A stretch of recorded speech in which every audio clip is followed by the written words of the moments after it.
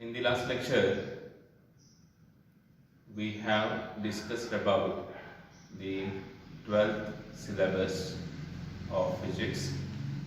Now today let us start with the first of physics, that is rotational dynamics. Rotational dynamics. We know that dynamics is the branch of mechanics. Dynamics is the branch of mechanics. Mechanics is divided into two branches. First is statics and second is dynamics. Dynamics is further divided into kinetics and kinematics.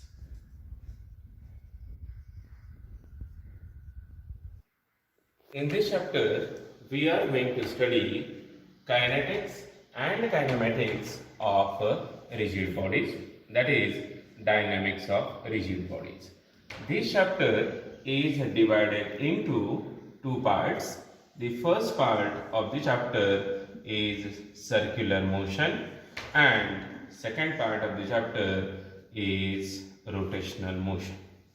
Now let us start first part of the chapter, that is circular motion. First part of the chapter is circular motion. What exactly we are going to study in this chapter is, actually in 11th we have studied the chapter which is motion in a plane. In that chapter we have already gone through most of the concepts related with circular motion.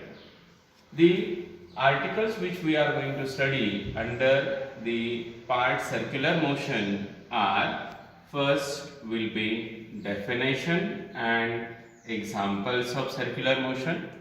Then second is basic quantities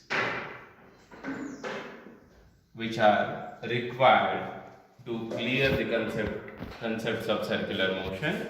Basic quantities like radius vector, angular displacement,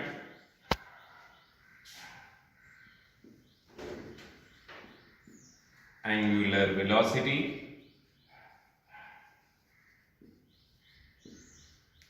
angular acceleration,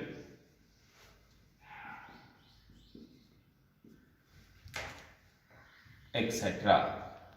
We are going to study definition, units and the dimensions of all these quantities first. Thereafter we are going to derive the relations between linear and angular quantities. Linear and angular quantities. Thereafter we are going to study the concept of tangential acceleration. After tangential acceleration, we are going to study types of circular motion, in which we are going to study first UCM and its characteristics. Next to that, next article is, there are two concepts. Number one is of period and second is of frequency. After this concept, we are going to learn about centripetal acceleration. Centripetal acceleration. In centripetal acceleration, we are going to derive the expression for centripetal acceleration by analytical method. After that, we are going to define centripetal force and centrifugal force. We have